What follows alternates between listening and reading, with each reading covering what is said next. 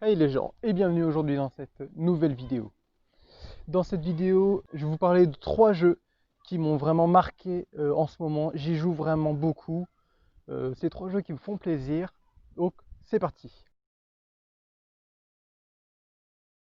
Pour le premier jeu, je vais donc vous parler de Vendredi 13. Franchement, ce jeu, il m'a vraiment beaucoup plu, hein, parce que je suis un grand fan de Jason Voorhees, le tueur au masque de hockey, le tueur du vendredi, le tueur à la machette. Vous le dites comme vous voulez. Franchement, ce jeu, il est très cool parce que vous pouvez incarner les moniteurs, Jason. Le petit inconvénient, c'est que voilà, il est payant, hein. Un bon jeu nécessite un bon prix, voilà. Mais si vous jouez sur PlayStation comme moi et que vous avez le PS Plus, vous pouvez, vous pouvez l'avoir gratuitement avec le mois d'octobre, qui est le mois d'Halloween. Coïncidence? Je sais pas. Donc voilà, je vais vous parler en premier temps donc, de ce jeu-là. Je vais rentrer plus en détail. Pour commencer, alors c'est un jeu vraiment très cool, voilà. Sans... Je ne sais pas pourquoi, je préfère jouer Jason. Voilà, j'ai un malin plaisir à tuer des gens, à les tuer de nombreuses manières. Si c'est craquage de nuque, pieu dans le crâne. Ma partie préférée, c'est franchement la partie 6. Voilà, où est-ce qu'il a le pieu, la ceinture autour du bassin, voilà. Mais le Jason, franchement, le plus pété, c'est Savini. Là, voilà, lui là. Vous allez me dire qu'il n'est pas stylé. Ce Jason est littéralement pété parce que dans ce jeu, si vous incarnez les moniteurs, vous pouvez tuer Jason littéralement. Vous pouvez le tuer. C'est une manipulation longue et chiante, mais bon, je vais vous l'expliquer. Premièrement, il faut être 4 ou 5. Voilà, 4 ou 5. Il faut qu'une personne se sacrifie pour devenir Tommy Jarvis. Mais avant d'appeler Tommy Jarvis, il faut avoir déjà trouvé la radio pour l'appeler, sinon c'est pas drôle. Vous l'avez appelé, et il faut qu'il y ait la probabilité déjà que vous soyez Tommy Jarvis. Parce que imaginez votre ami meurt, une autre personne meurt, et c'est la personne qui n'est pas votre ami qui devient Tommy Jarvis. Là, ça va être un peu compliqué. C'est pour ça, voilà, que c'est un peu long. Donc, il faut qu'une personne soit Tommy Jarvis, qu'il y ait 3 garçons et une fille. Et la 5e personne, Tommy Jarvis. Il faut faire tomber le masque de Jason, c'est très important. Si vous faites tomber le masque de Jason, vous réussirez à faire en sorte à ce que quand vous rentrez dans sa maison, parce que Jason a une maison dans le jeu, euh, il n'ait pas d'alerte. Parce qu'en fait, quand Jason a son masque, il a une alerte quand une personne rentre dans sa maison. They're back, Jason. Don't let them find me. They've come for me, Jason. Don't let them take me. Donc quand une fille, c'est très important que ce soit une fille qui va prendre le pull, faut que son masque soit tombé, voilà, sinon vous ne pourrez pas le tuer. Vous ramassez le masque et une fille va directement prendre le pull. Ensuite, il faut aller voir Jason. Il faut que, à un bon moment, la fille appuie sur une certaine touche pour que Jason pense que sa mère lui parle. Directement l'assommer pour qu'il tombe à genoux. Et après, Tommy Jarvis, avec un objet coupant, machette ou hache, viennent l'achever. Voilà. Jason, Mother is talking to you. Come closer. Put the weapon down. Fuck you!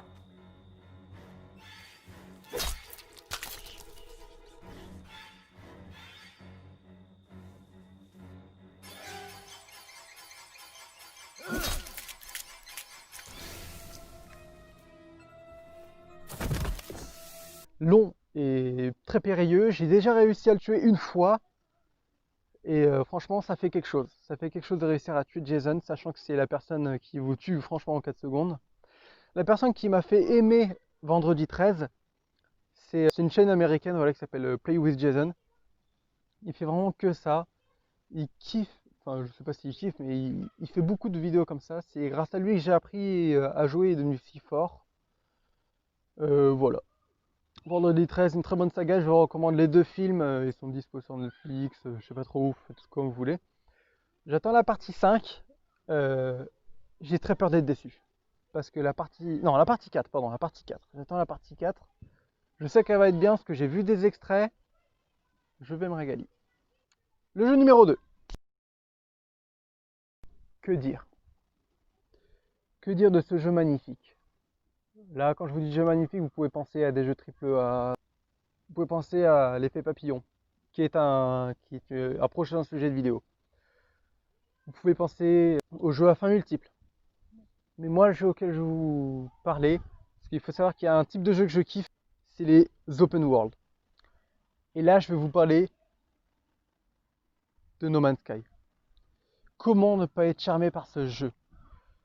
Un jeu en monde ouvert dans tout un univers. Vous vous rendez compte de ce que c'est un univers? Quand tu dézoomes, mon pote. Quand tu dézoomes, mon pote. Voilà. Voilà. Voilà. Voilà tout ce qu'il y a en réalité. Ils auraient pu juste faire un petit truc, voilà, un petit système solaire avec 28 planètes. Eux, ils ont décidé de vous faire tout un univers entier à explorer.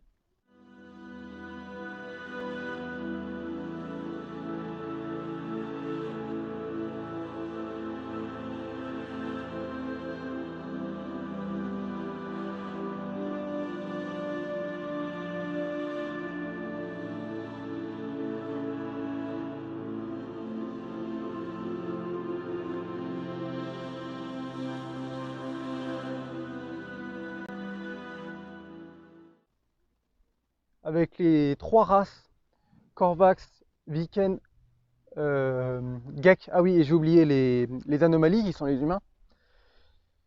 Moi, j'ai un petit penchant pour les robots, donc du coup, j'ai choisi les Korvax. Voilà, les Korvax, j'aime, voilà, j'affectionne tout particulièrement.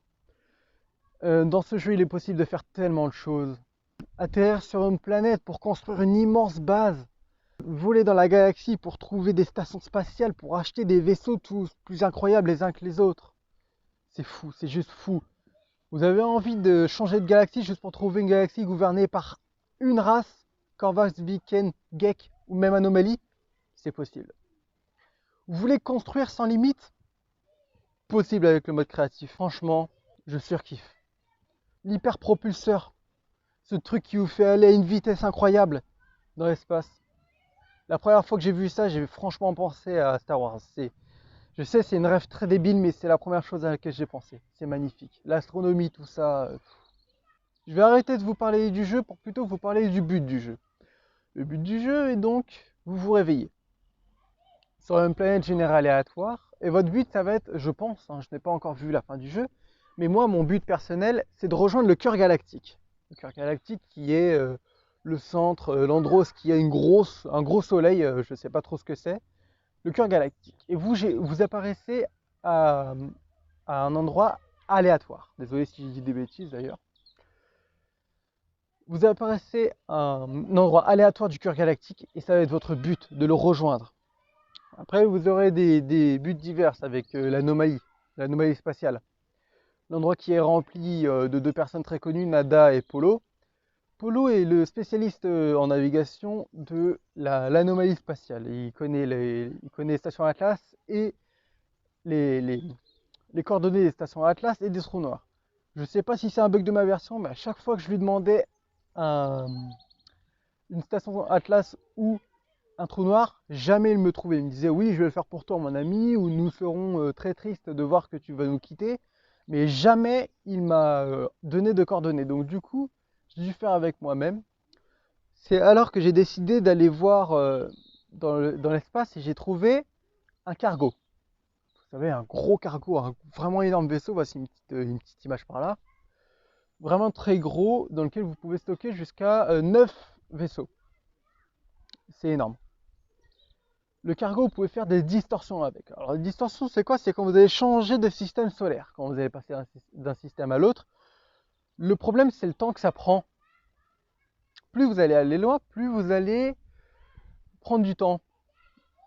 Une fois, j'ai fait une distorsion, j'ai sauté 2 systèmes solaires. Bon, j'avais eu le temps de prendre 7 cafés, gérer 3 meufs, manger 27 fois chinois, mourir et renaître 2 fois, et puis la distorsion n'était pas encore finie, mais bon, j'exagère pas. Voilà, mis à part ces petits problèmes, les bugs qu'il y a pu avoir, je me souviens, le jeu a été refait récemment, mais franchement, avec l'arrivée du mode créatif, je me suis vraiment éclaté. C'est franchement magnifique. Je vais maintenant vous parler du dernier jeu.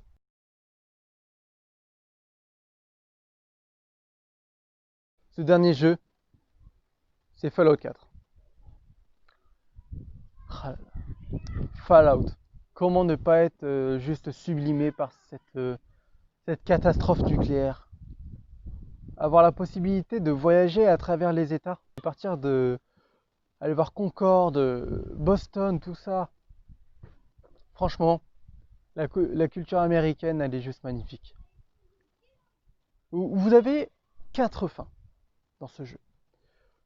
Mais avant de vous parler des fins, je vais plutôt vous parler de l'histoire, de qui vous êtes. Déjà, vous avez une personnalisation de personnage incroyable. Vous pouvez partir d'une petite coupe sur le côté à totalement chauve, avec une grosse barbe, avec une cicatrice sur l'œil. Il y a beaucoup de choses. Vous pouvez personnaliser quasiment à souhait votre personnage. Vous pouvez mettre des dégâts sur le visage, des cicatrices, un sourire de l'ange en mode Joker. Vous pouvez mettre vos cheveux blancs, rouges, jaunes, verts. C'est incroyable la possibilité de personnalisation de votre personnage. Vous êtes un père de famille, avec le nom que vous voulez. Votre femme, si vous choisissez un personnage masculin, s'appellera Nora. Et en masculin, je sais plus. Bon, de toute façon, je vous mettrai le nom là. Hein. Si vous êtes un père de famille, ou une mère de famille, d'ailleurs, ça dépend de votre sexe, de comment vous jouez, qui a un enfant, le nom ne pourra pas changer, qui s'appelle Sean. Sean est un enfant très spécial. Et je me demande encore comment, parce que je sais qu'il y a une grosse impossibilité au niveau du scénario. Il y a une grosse incohérence, je vous en parlerai tout de suite. Au début du jeu, attention spoilers, vous allez être cryogénisé. Voilà, vous allez être cryogénisé et au bout d'un moment, votre enfant qui n'est qu'encore un bébé va être pris par un homme mystérieux du nom de Kellogg. Cet homme est déjà très vieux parce qu'il est chauve, enfin bref, voilà. Il est chauve et très vieux. Il va prendre votre enfant, va tuer votre femme par ailleurs parce qu'elle va pas laisser, hein, c'est une tête brûlée cette meuf, mais bon, avec une balle dans la tête, elle l'est un peu moins. Il va prendre votre enfant et vous allez vous réveiller, on ne sait combien d'années après, c'est impossible de savoir. Vous allez au bout d'un moment retrouver votre enfant vieux, vraiment très vieux si vous choisissez la fin des synthétiques. Votre enfant sera vraiment très vieux, plus vieux que vous, certainement. Ça dépend d'après quand vous avez personnalisé votre personnage et de quel âge il a selon vous. Et c'est incroyable. C'est là l'incohérence. Votre enfant est plus vieux que vous, et plus vieux que Kellogg, plus jeune que Kellogg. Et pourtant, au bout d'un moment, il devient plus vieux que lui. Il a au moins, je sais pas, Kellogg, on va dire qu'il a la quarantaine. Votre enfant a au moins 50 ans. 70, c'est fou. Comment ne pas le sublimer après? Ça c'est la fin des synthétiques. Je vais pas vous spoiler, mais bon. La fin des synthétiques, la fin du chemin des rails ou clou des rails, enfin bref. Ensuite il y a la fin de la confrérie de l'acier et la fin des miliciens. Je n'ai fait que 2 fins sur 4. Les 2 fins sont vraiment juste magnifiques. C'est fou, mais franchement, je vous recommande ces 3 jeux. C'est juste fou. Voilà.